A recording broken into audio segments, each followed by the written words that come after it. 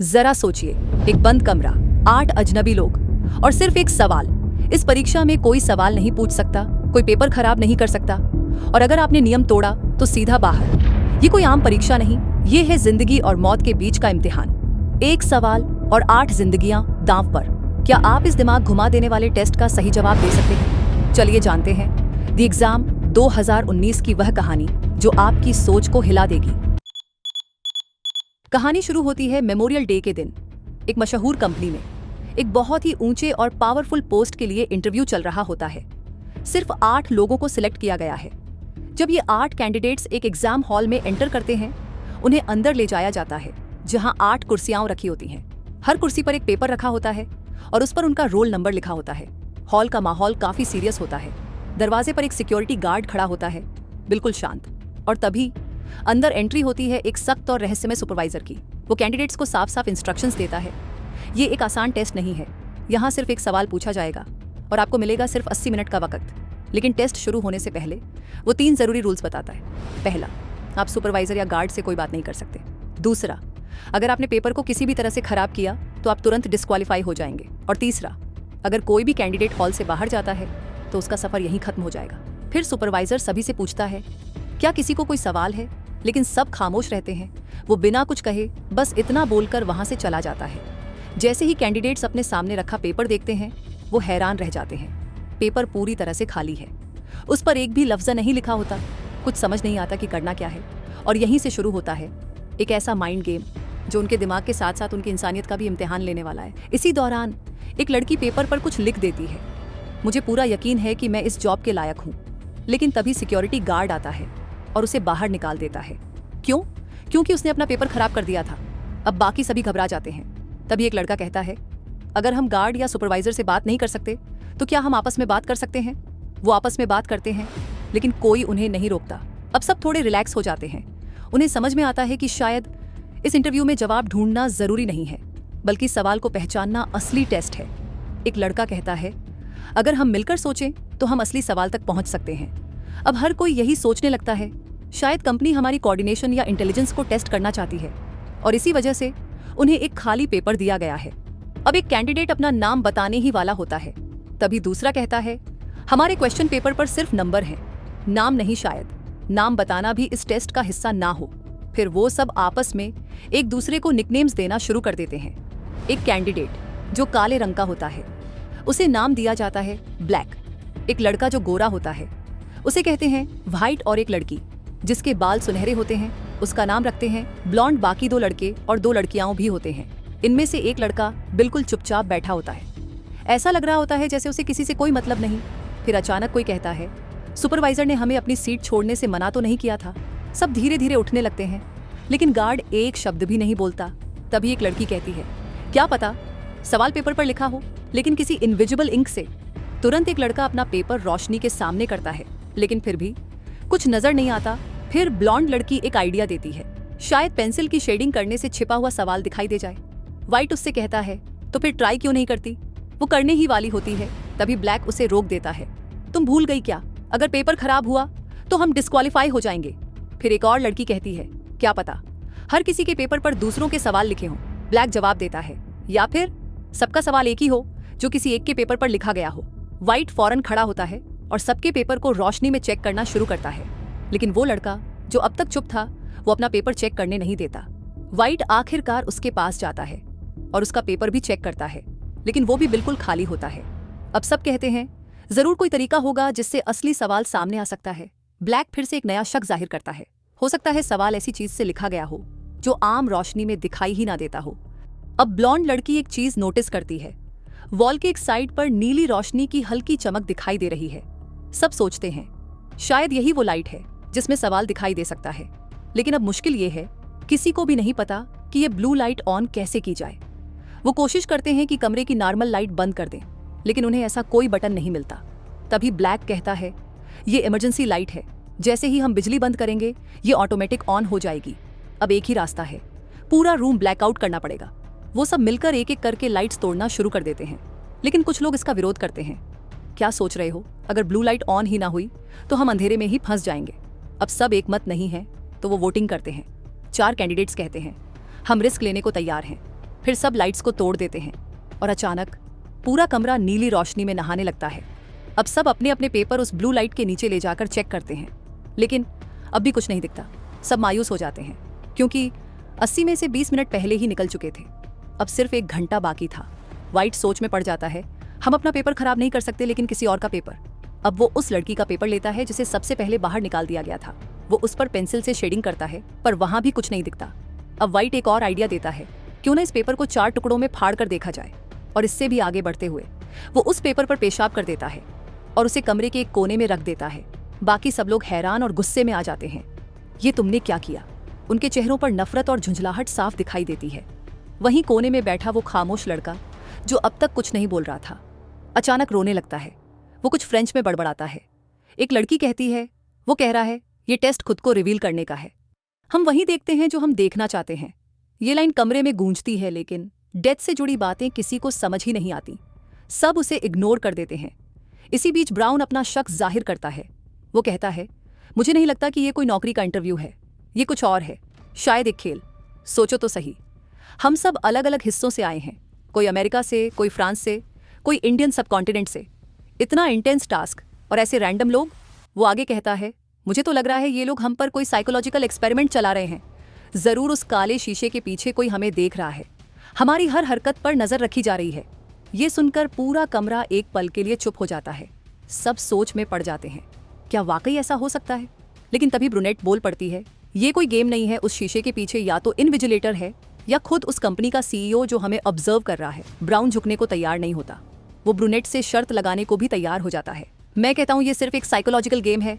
तभी dark brown बीच में टोकती है, ब्राउन इस सब को गेम इसलिए बोल रहा है क्योंकि वो खुद एक गैम्बलर है। पर सच्चाई ये है कि ये एक बहुत बड़ी और रहस्यमयी कंपनी है और इसका सीईओ इस एग्जाम को बहुत सीरियसली ले रहा है। अब एक चौंकाने वाला सच सामने आता है। सभी कैंडिडेट्स यहाँ एक जॉब इंटरव्यू के लिए आए हैं, लेकिन किसी को भी इस कंपनी का नाम तक नहीं पता। ब्रुनेट बोलती है, ये वही कंपनी है जो एक खतरनाक बीमारी के लिए दवा बना रही थी। एक ऐसी बीमारी जिसमें मरीज को हर घंटे दवा लेनी पड़ती थी ताकि उसका इन्फेक्शन धीरे धीरे कंट्रोल में आए। ब्राउन बोलता है, मुझे तो याद है इस कंपनी ने भारी नुकसान के बाद नई हायरिंग बंद कर दी थी। लेकिन ब्लॉन्ड टोकते हुए कहती है, नहीं, वो सब दुनिया को दिखाने का नाटक था। असल में शायद उन्होंने उस बीमारी का इलाज ढूंढ लिया है। वाइट बोलता है, तो क्या अब वो हमें हायर करके आगे बढ़ना चाहते हैं? इसी बीच सबकी नजर पड़ती है कमरे में लगे फायर अलार्म पर। ब्लॉन्ड कहती है, मुझे लगता है इस अलार्म में वैसा ही कोई केमिकल हो सकता है जैसा फोटो डेवलप करने के लिए यूज होता है। शायद यही केमिकल उस क्वेश्चन पेपर पर कुछ रिवील कर दे। ब्रुनेट तेजी से दौड़ती है और गार्ड की जेब से एक लाइटर निकाल लेती है। वो चाहती है कि लाइटर की आग से कुछ फ्लूइड निकले जो उस पेपर पर डालने से क्वेश्चन नजर आए। लेकिन जब वो ऊपर चढ़ती है तो लाइटर की आग वहां तक नहीं पहुंचती। वाइट नीचे से एक पेपर का टुकड़ा मोड़कर देता है और कहता है, इसे जलाकर उसके करीब ले जाओ, शायद कुछ दिख जाए। लेकिन जैसे ही अलार्म की बीप होती है, ब्रुनेट को पता चलता है कि उसने अपना ही क्वेश्चन पेपर जला दिया है और फिर गार्ड बिना कुछ कहे उसे डिस्क्वालीफाई कर देता है। अब रूम में सिर्फ 6 कैंडिडेट्स बचे हैं। ब्लैक इस हरकत से गुस्से में आग बबूला हो जाता है। वो वाइट की तरफ घूरते हुए बोलता है, तुम्हारी वजह से वो बाहर हुई, काश मैं तुम्हें एक मुक्का मार पाता। और जैसे ही वो ये कहता है, पूरे कमरे की लाइट्स अपने आप बंद हो जाती हैं। पूरी रूम में घुप अंधेरा, एकदम सन्नाटा। तभी ब्रुनेट को समझ आता है, गाइस, ये लाइट्स वॉइस एक्टिवेटेड हैं। लाइट्स आउट बोलने से बंद होती है और लाइट्स अब से वापस चालू। ब्लॉन्ड बोलती है, तो इसका मतलब हर चीज हमारी एक्टिविटी से कंट्रोल हो रही है। ये इंटरव्यू नहीं, गेम है। अब सबको लगने लगता है कि उनके साथ सच में एक माइंड गेम खेला जा रहा है। लेकिन तभी वाइट फिर अपनी चाल चलता है। वो मासूम और चुपचाप बैठे लड़के डेव को बातों में उलझाकर उसके ही हाथों उसका क्वेश्चन पेपर फाड़ देता है। ब्लैक और बाकी सब भौचक्के रह जाते हैं। डेव, जो कुछ समझ भी नहीं पाता, डर और कंफ्यूजन में आकर खुद ही वो पेपर वाइट को थमा देता है। तभी गार्ड आता है और डेव को डिस्क्वालीफाई कर देता है। डेव जब कमरे से बाहर निकलता है तो उसका चश्मा रूम के अंदर गिर जाता है। अब रूम में सिर्फ 5 लोग रह गए हैं, ब्लैक, ब्लॉन्ड, ब्रुनेट, वाइट और एक चुप रहने वाली कैंडिडेट। सभी की नजरें अब वाइट पर हैं, गुस्से से भरी हुई। ब्लॉन्ड गुस्से में बोलती है, तुमने उसे चालाकी से फंसाया, बस अब और नहीं। लेकिन वाइट मुस्कुराते हुए बोलता है, मुझे क्वेश्चन का पता चल गया है। सब चौंकते हैं। ब्लैक बोलता है, क्या कहा? तो फिर हमें भी बता। लेकिन वाइट इनकार कर देता है, पहले प्रूव करो कि तुम इसके लायक हो। ब्लैक अपना आपा खो देता है। वो वाइट को एक जोरदार घूंसा मार देता है जिससे वाइट बेहोश होकर गिर पड़ता है। फिर ब्लैक वाइट को एक कुर्सी से बांध देता है और उसका मुंह भी टेप से बंद कर देता है। ब्रूनेट और ब्लॉन्ड कुछ बोलने ही वाली होती हैं कि ब्लैक कहता है अब ये डिस्क्वालीफाई होगा। कुछ देर बाद व्हाइट होश में आता है और जोर जोर से छुड़ने की कोशिश करता है। उसकी हालत बिगड़ती जा रही है। तभी वो इशारों से बताने की कोशिश करता है कि वो भी उसी बीमारी से पीड़ित है जिसका जिक्र डार्क ने पहले किया था। व्हाइट की जान अब उसकी मेडिसिन पर टिकी है जो उसके जूते में रखी है। वो इशारे से कहता है अगर मैंने अभी दवा नहीं ली तो मैं मर जाऊंगा। ब्लैक उसे घूरता है और कहता है पहले क्वेश्चन बता, लेकिन व्हाइट फिर भी जिद पर अड़ा रहता है। पहले दवा दो फिर मैं बताऊंगा। अब व्हाइट की हालत और बिगड़ने लगती है। उसकी सांसें तेज हो रही थीं। ब्लैक गुस्से में उसकी जेबें और जूते चेक करता है, लेकिन उसे कोई दवाई नहीं मिलती। ब्लैक को लगता है कि व्हाइट झूठ बोल रहा है, इसलिए वो उसे आज़ाद नहीं करता और कुछ ही पल बाद व्हाइट फिर से बेहोश हो जाता है। व्हाइट की तबीयत और बिगड़ रही थी। वो कुछ पल को होश में आता है, लेकिन फिर से बिल्कुल बेहोश हो जाता है। तभी ब्लैक को एक शक होता है। रुको जरा, व्हाइट के हाथ की पट्टी किसने खोली थी? वो सामने खड़ी लड़की की तरफ इशारा करता है और बोलता है तू इसी कंपनी में काम करती है ना, तू हमें डिस्ट्रैक्ट करने के लिए यहाँ भेजी गई है। लड़की घबरा जाती है। नहीं, मैं भी एक कैंडिडेट हूँ और मैंने तो आज तक इस कंपनी के सीईओ को देखा भी नहीं। मुझे सच में नहीं पता क्वेश्चन क्या है। तभी व्हाइट की बॉडी कांपने लगती है। ब्लॉन्ड सार्केस्टिकली बोलती है ड्रामा कर रहा है ये। ब्लैक उसे घूरते हुए कहता है ये ड्रामा नहीं है, मेरी बीवी को भी यही बीमारी थी, ये वही सिम्टम्स हैं। ब्लॉन्ड बोलती है तो क्या उसके पास दवा थी? मतलब दवा अभी भी हम में से किसी के पास हो सकती है। अब सब एक दूसरे को चेक करने लगते हैं क्योंकि अब बस 15 मिनट बाकी थे। हर कोई बैग्स, पॉकेट्स, मुंह सब कुछ चेक करता है, लेकिन कहीं भी वो दवा नहीं मिलती। तभी वही लड़की जिसका शक हुआ था वो उसी लड़के के पास जाती है जिसने उस पर इल्जाम लगाया था। तूने जो च्यूइंग गम चबाया था वो कहाँ फेंका? लड़का चुप। वो तुरंत उसकी टेबल के नीचे देखती है, गम वहीं चिपका हुआ है। उसे उठाकर व्हाइट के पास दौड़ती है, ये दवा इसी में है। लेकिन तभी वो लड़का गुस्से में उसका हाथ मार देता है। च्यूइंग गम सीधा ड्रेन में गिरता है। दवा अब पहुंच से बाहर थी। लड़की गुस्से से कैमरे की तरफ देखती है। इविजिलेटर, क्या आप नहीं देख सकते? ये मर रहा है। लेकिन ये कहना रूल का उल्लंघन था। गार्ड आता है और उसे डिस्क्वालीफाई कर देता है। अब रूम में बचे सिर्फ 4 लोग, ब्लैक, ब्लॉन्ड, व्हाइट और वो लड़का जो दवा गिरा चुका था। तभी ब्लॉन्ड अपनी हेयर पिन निकालती है और व्हाइट के जूते से दवा निकालकर उसे पिला देती है। व्हाइट की सांसें थोड़ी तेज होती हैं। अब वो थोड़ा होश में आ जाता है। बाकी लोग उसकी ओर झुकते हैं। अब तो बता, हमने तुझे दवा दी, अब बता क्वेश्चन क्या है? व्हाइट चौंकते हुए कहता है जवाब इसी सवाल में छुपा हुआ है और जो आखिरी इंसान कमरे में बचेगा वही इस सवाल का सही जवाब होगा। यह कहते हुए वो तेजी से गार्ड की ओर भागता है क्योंकि बंदूक उसी के पास थी।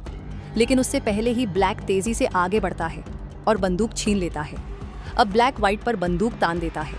व्हाइट मुस्कुराता है तो क्या मुझे मारना चाहता है? चला दे गोली। ब्लैक ट्रिगर दबाता है लेकिन बंदूक नहीं चलती। व्हाइट फुर्ती से बंदूक छीन लेता है और खुद ट्रिगर दबाता है, लेकिन नतीजा वही।